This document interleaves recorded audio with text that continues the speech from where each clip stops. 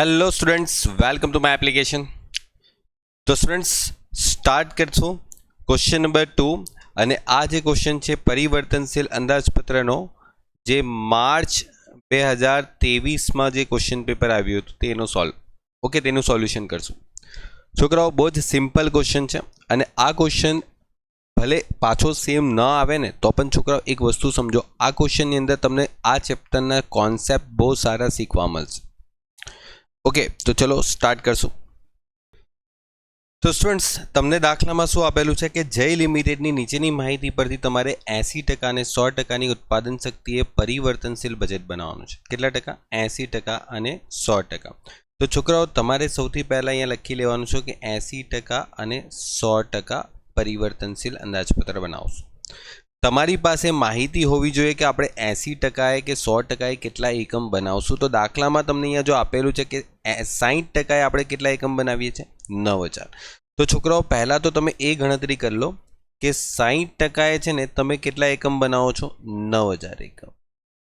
तो मारे 100% केटला एकम बनाववा पड़शे। तो पहला तो एनी गणतरी करो। तो आपणे शुं करता हता? याद करो, 9000 ने आ 9000 છે ને એ 60%ના એકમ છે। તો 9000 ને 60% સાથે ભાગાકાર કરતા હતા ને એટલે તમને 15000 એકમ મળી જાય। આ 15000 એકમ તમે બનાવો છો। તો તમારી પાસે દાખલામાં 80% સપાટી પણ છે। તો 80% સપાટીએ એકમ કેટલા આવશે? તો 15000 એકમ જો તમે 100% સપાટીએ બનાવશો, 80% સપાટીએ કેટલા બનાવશો? તો 80% કરી દો, કેટલા આવશે? 12000।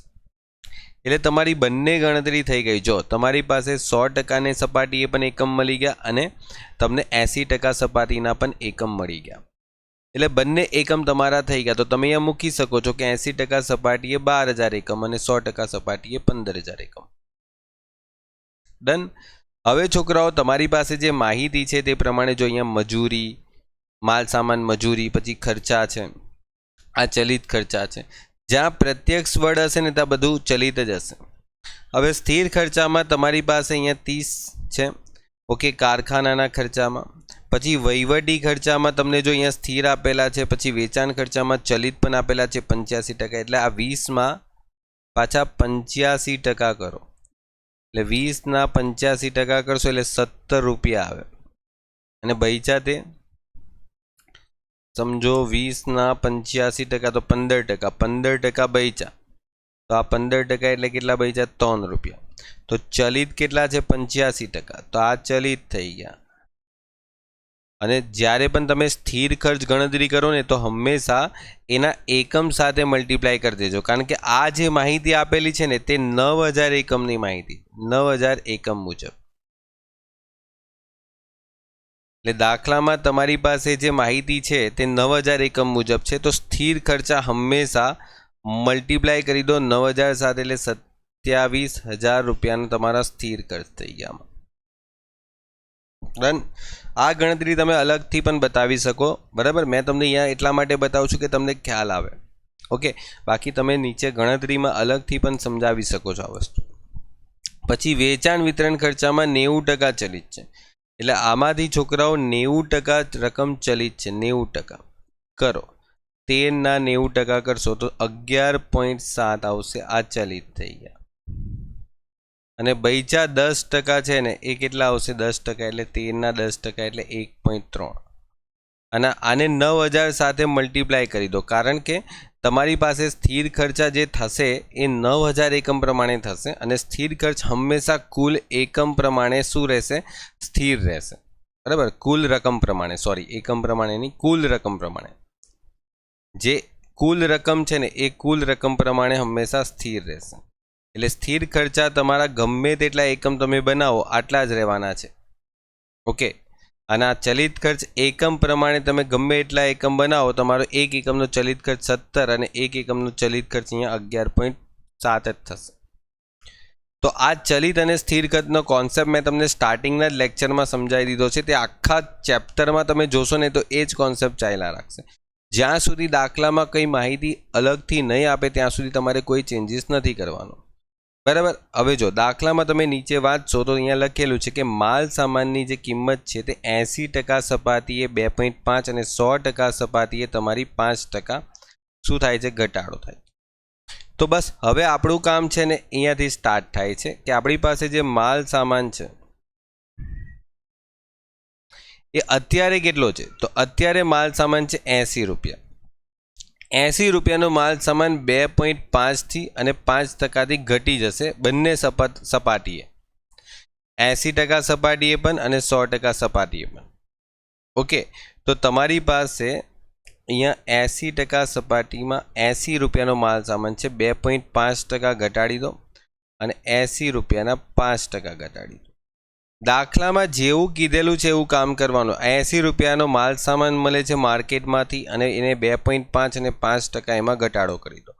તો હું ગણતરી છે ને અહીંયા બ્રેકેટમાં બતાવી દઉં છું. 80ના 2.5% ઘટાડી દેશો ને એટલે તમને મળશે અહીંયા 78 રૂપિયાનો સામાન અને 80ના 5% ઘટાડી દેશો ને એટલે તમને અહીંયા 80ના 5% ઘટાડશો એટલે 76 રૂપિયાનો સામાન મળશે. હવે આવશે મજૂરી. જો દાખલામાં મજૂરીમાં કંઈ ફેરફાર કીધો છે, જો અહીંયા લખ્યું છે મજૂરીમાં 100% સપાટી એ 5% શું છે? ઘટે છે. તો તમારી પાસે 40 રૂપિયાની જે મજૂરી છે એ 100% સપાટીએ 5% ઘટી જશે. અહીંયા તો તમારી 40 રૂપિયા જ રહેશે પણ 100% સપાટીએ તમારા 5% ઘટી જશે. 40ના 5% ઘટાડો એટલે અહીંયા 38 રૂપિયા થઈ જાય. ઓકે, તો 100% સપાટી માટે 40ના 5% ઘટાડી દીધા. મેં ગણતરી અહીંયા બતાવું છું, તમે એક્ઝામમાં નહીં બતાવશો તો અહીંયા ચાલશે. હું તમારા સમજવા માટે અહીંયા બધું લખું છું. બરાબર, તમે રફ વર્ક અથવા તો તમે અહીંયા ગણતરી અલગથી બતાવીને પણ કામ કરી શકો છો. હું બાજુમાં એટલા માટે બતાવું છું કે ઘણી વખત છોકરાઓ જ્યારે રિપીટ કરે ને સવાલ તો એને એકદમ પ્રોપરલી ખબર પડે કે હા આપણે આનાથી આ મલ્ટીપ્લાય કરીને શોધ્યા છે. પ્રત્યક્ષ ખર્ચામાં કંઈ નથી એટલે 12ના 12 જ રહેશે. એટલે તમે અહીંયા લખો પ્રત્યક્ષ ખર્ચા જે છે, પ્રત્યક્ષ ખર્ચા 12ના 12 જ રહેશે બંનેમાં, કોઈ ચેન્જીસ નથી. હવે ડાયરેક્ટ ચેન્જીસ તમારે વેચાણ સ્થિર ખર્ચામાં કરવાનો છે. 70% સપાટી પછી 10% વધે છે. જો ધ્યાન રાખજો અહીંયા પછી 10% વધે છે એટલે 70% સપાટી પછી કયા ખર્ચા 10% વધે છે? વેચાણના સ્થિર ખર્ચ. વેચાણ ખર્ચા જે છે ને વેચાણમાં, એ વેચાણના સ્થિર ખર્ચની વાત કરીએ તો વેચાણની અંદર જે આ સ્થિર ખર્ચ છે ને, વેચાણ સ્થિર ખર્ચ, વેચાણની અંદર જે સ્થિર ખર્ચ છે બસ ખાલી એ જ તમારે 10% વધારવાનો છે. ઓકે, અને એ પણ કયા સપાટી પછી? વેચાણની અંદર જ તમારે 10% વધારો કરવાનો છે એટલે આમાં જ 10% વધારો કરવાનો છે. એનું કારણ છે છોકરાઓ, તમે અત્યારે સપાટીએ કામ કરો છો ને એ 60%ની સપાટી છે, ધ્યાન રાખજો. અને 70% સપાટી પછી એટલે આપણે તો 80% અને 100% સપાટીએ કામ કરશું. તો 70% પછીની સપાટીએ કામ કરવાનું છે ને, આપણે તો 80% અને 100% કામ કરવાનું છે એટલે 70% સપાટી પછી એ 10% વધી જશે. હા, ત્યાં સુધી બાકી બધું સેમ જ રહેશે. એટલે સમજો કે તમારી પાસે કારખાના ખર્ચ 25 છે અને સ્થિર ખર્ચને તો છોકરાઓ આપણે 9000 સાથે મલ્ટીપ્લાય કરી દઈશું કારણ કે સ્થિર ખર્ચ એ સ્થિર હોય છે. ઓકે, કુલ રકમ પ્રમાણે 2,70,000. ઓકે, તો સ્થિર ખર્ચમાં 25 અને 2,70,000 આવશે. ઓકે, અહીંયા આવશે કારખાના ખર્ચા સ્થિર, અરે સોરી પહેલા ચલિત લખી લઈએ પછી સ્થિર આવશે. ચલો, પહેલા ચલિત અને પછી સ્થિર. સ્થિરમાં 270 અને ચલિતમાં 25 રૂપિયા હતા. ઓકે, જેટલા હતા એટલા લખી લો. હવે વહીવટીના સ્થિર ખર્ચ જે છે એ 10 રૂપિયા છે તો 10 ને તમે મલ્ટીપ્લાય કરી દેશો 90,000 સાથે. સોરી 9,000 સાથે મલ્ટીપ્લાય કરશો ને એટલે 90,000 આવશે. ઓકે, સમજાય છે? કારણ કે વહીવટીના ખર્ચા સ્થિર હોય ને, સ્થિર, તમે જ્યાં વસ્તુ સ્થિરની વાત કરો છો, જેમ કે તમારી પાસે આ રકમ છે ને એ એકમ દીઠ છે, કારણ કે તમે જોશો ને તો આ ઉપર એકમ દીઠના ખર્ચા. ને સ્થિર ખર્ચ હંમેશા કુલ રકમ જે છે ને એ મુજબ સ્થિર જ રહેશે, એટલે એનું નામ સ્થિર ખર્ચ એટલે જ છે. કારણ કે 9000 એકમનો ખર્ચો જો 10 રૂપિયા એકમ દીઠ આવે તો 9000 × 10 એટલે 90000. પછી તમે ગમે તેટલા કામ કરશો તમારો ખર્ચો 90000 જ થવાનો છે. ઓકે, એટલે અહીંયા આવશે વહીવટી ખર્ચા જે સ્થિર છે. ચાલો, ત્યાર પછી તમારી પાસે વેચાણ ખર્ચની વાત કરીએ તો 20 રૂપિયા છે, પણ એમાં બે ભાગ પડ્યા છે. એક તો જો આ ચલિત આવશે 17 રૂપિયા, અને ધ્યાન રાખજો વેચાણના ખર્ચામાં વેચાણના સ્થિર ખર્ચ જે છે ને એમાં તમારે 10% વધારો કરવાનો છે. એટલે એમાં આજે 27000 છે ને એમાં 10% વધારો કરીને લેજો. ઓકે, વેચાણના ખર્ચામાં એટલે 17 રૂપિયા ચલિત છે, વેચાણ ખર્ચા એમાં સ્થિર અને અહીંયા આવશે ચલિત. 17 રૂપિયા ચલિત છે અને 27000ના 10% કરશો અને એમાં વધારો કરશો એટલે 29700. 29700 અહીંયા બી 17 રૂપિયા.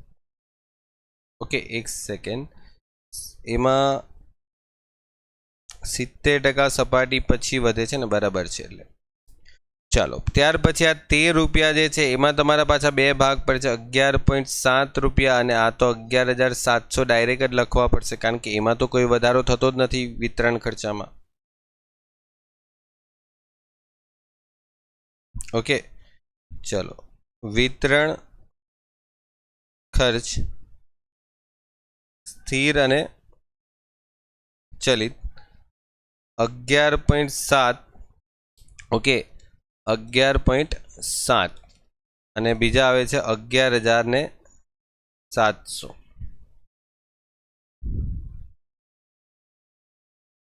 ડન, એકદમ પરફેક્ટ. હવે છોકરાઓનું ટોટલ કરી લેવાનું છે અને પછી તમારે અહીંયા પ્લસ નફો અને અહીંયા વેચાણ.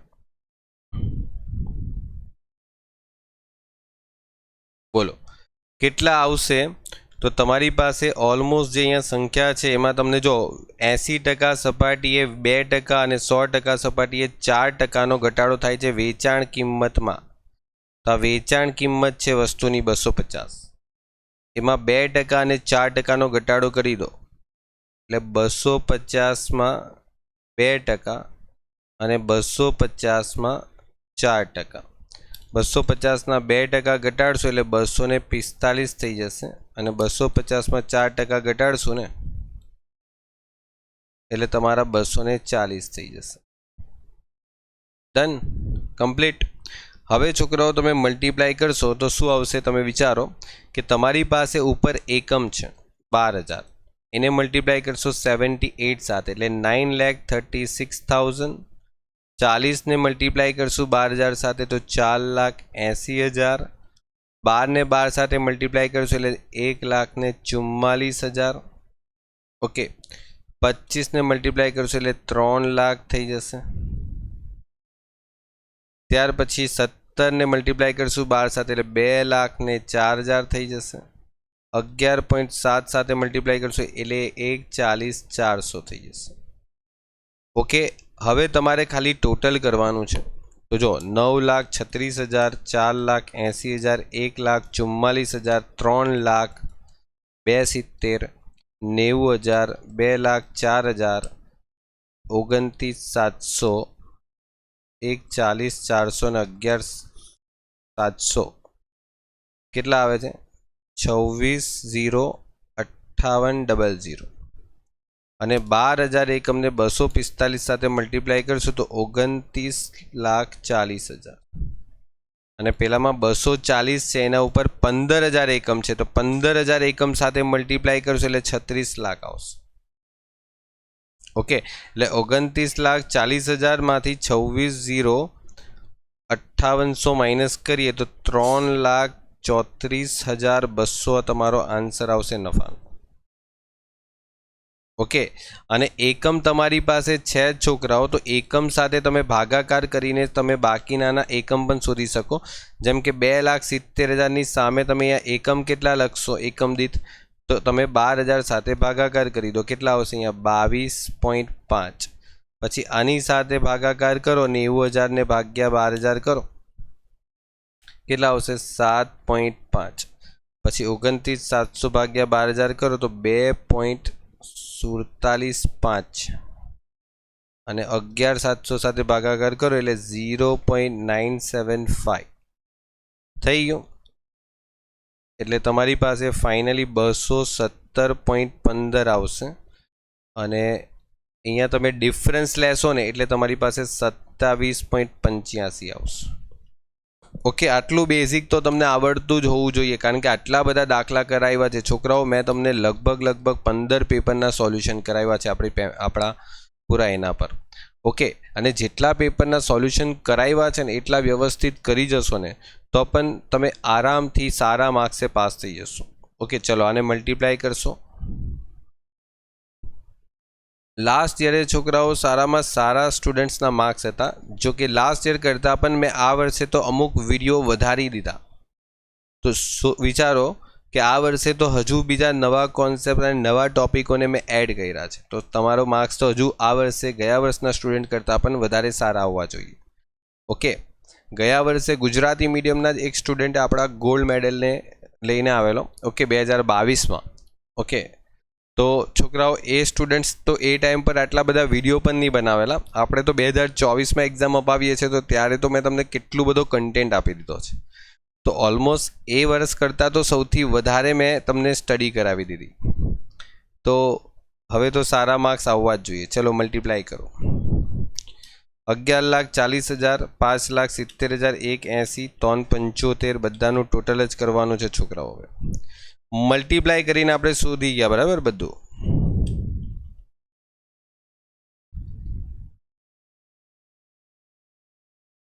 ₹30,96,900 અને એમાં 36 લાખનો તમારો ડિફરન્સ આવે છે 5,03,100.